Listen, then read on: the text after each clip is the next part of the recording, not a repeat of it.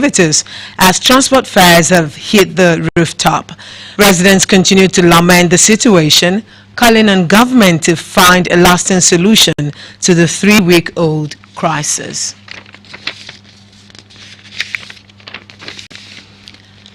Marriage certificate legalizes the union between a man and a woman, and it is obtained from recognized federal and local government registries as issuance points.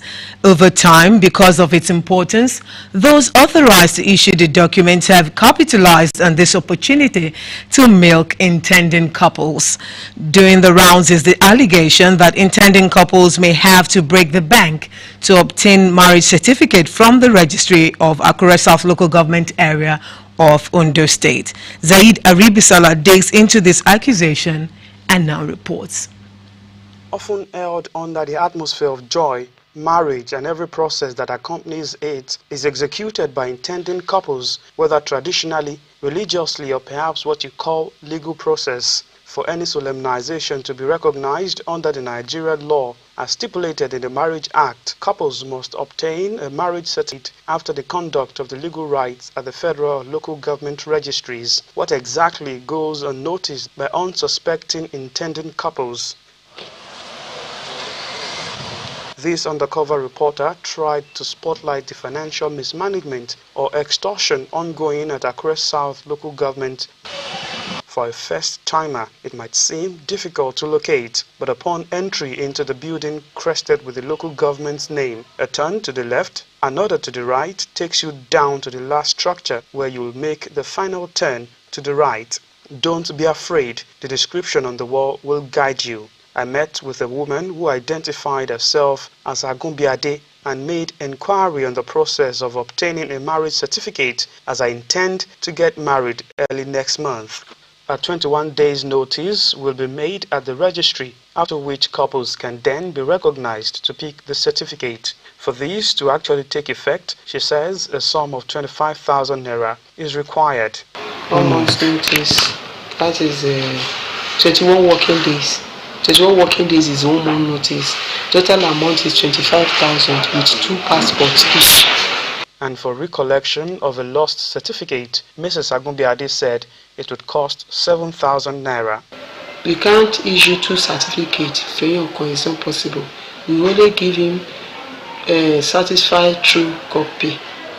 A copy of that original certificate. He will give out the date of his wedding, the day he got married, his full names, everything.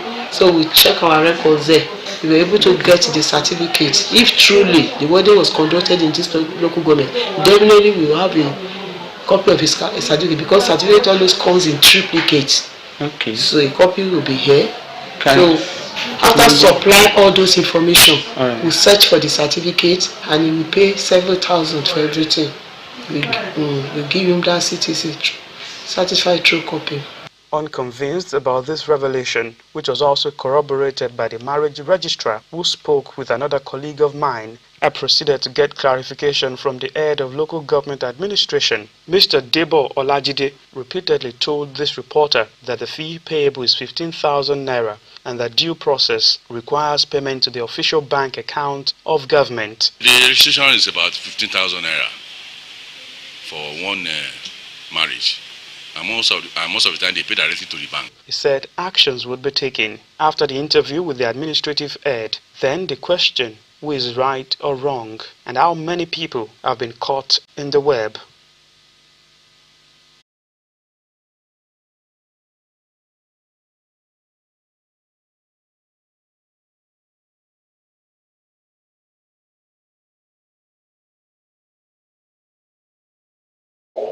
Let's say the seat of the local government.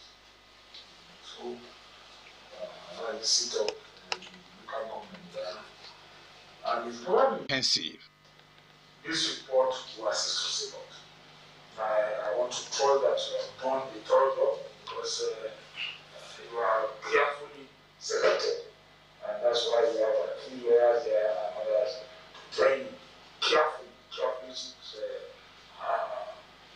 selected. Agree, we give you the time, and we will look at it. We'll work on it. Before you give us leaving and passing to the SLG to start the work and get the committee to do whatever. We will execute it on time. The idea will be better for us. We will not favor anybody. Akeredolu restated the commitment of his administration to ensuring peaceful coexistence among residents of the state. Wahab Bankole, Osrc News. University students continue to begrudge the lingering face-off between the federal government and the Academic Staff Union of Universities, Osrc, heading to paralysis in the nation's tertiary institutions. The Ondo State chapter of the National Association of Nigerian Students also took its turn yesterday when students grounded socio-economic businesses in most parts of Akure, the state capital, insisting that the strike must stop. The protesters lamented the unhealthy state of the nation, saying it has become extremely difficult for the masses to survive, let alone live. Joy Pius reports.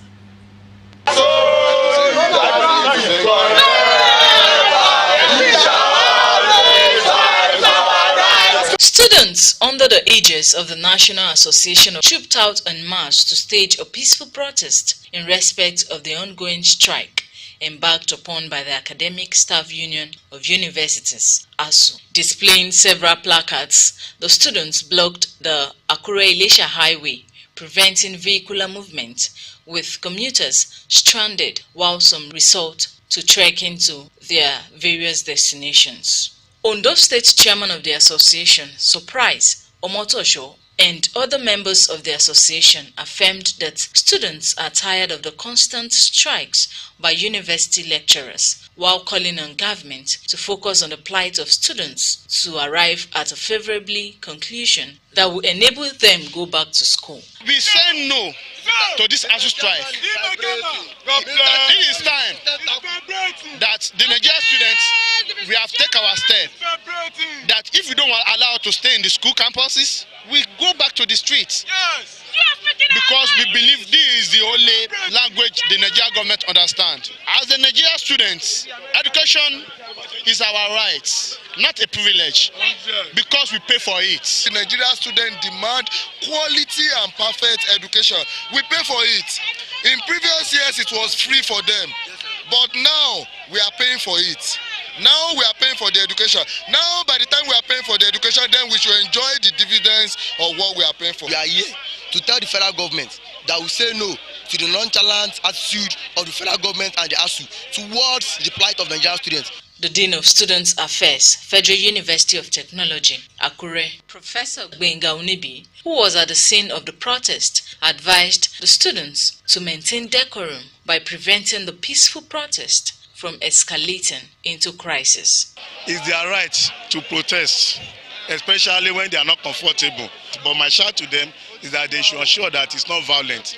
We don't want a situation where any group of people hijack it from them. You understand? So once they are peaceful, I'll just call on the populace to cooperate with them, and I'm sure with time everything will ease out. Meanwhile, security operatives were on ground to ensure the peaceful protest is not hijacked by hoodlums. Jesus Christ have been told to seize the Lenten season not only to display their large-heartedness, but also inculcate the message into others.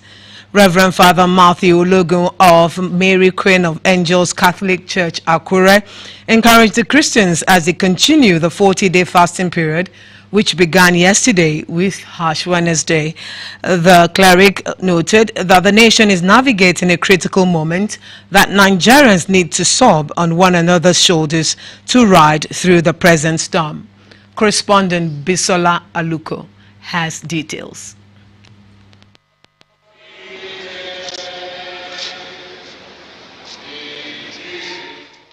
Ash Wednesday, observed every year by Christians, marks the beginning of Lent and is always before Easter Sunday. Lent is a 40-day season marked by repentance, fasting, reflection, and prayer.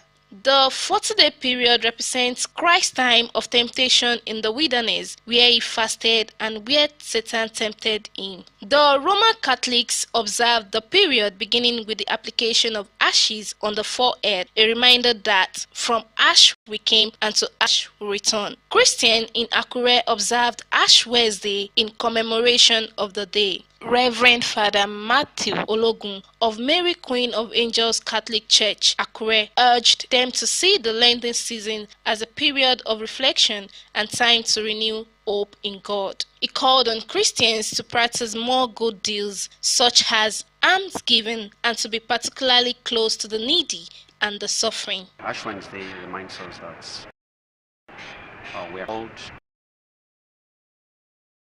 to repent, to have a change, a turnaround, that we are frail human beings. We are also going to pass away and return to the original state. Participants spoke on the significance of the day. We are expected to be in a sober reflection. We are expected to give alms to the poor. We are expected to pray.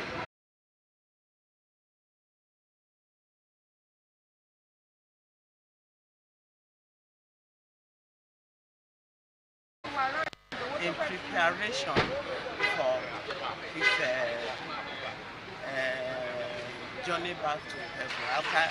Christian, we are expected to give alms, get closer to God, pray more, and be more cheerful this period. The ashes applied have biblical significance as a means of expressing grief, both in the sense of mourning and in expressing sorrow of sins and faults. Bisola Aluko, Osrc News. The remains of former Osrc journalist Shola Ilesemi have been buried in Akure, the Ondo State capital. Mr. Ilesemi, who died 2 days ago, would have been 36 on the 20th of next month. Professional colleagues, friends and well-wishers joined wife and family at the Redeemed Christian Church of God Glory Tabernacle, Ijapo, Akure, to pay their last respect to the deceased. Deceased journalist. Pastor Tunde Adebi described Ilesemi as a trustworthy personality who chose to live a different life despite his fame and the temptations of the media profession. He said Shola Ilesemi was a teenager's teacher in the church. He did his best to mold children of the church with the fear of God and gave his best to the service of his Maker. Prayers were said for his wife and children, family as well as colleagues.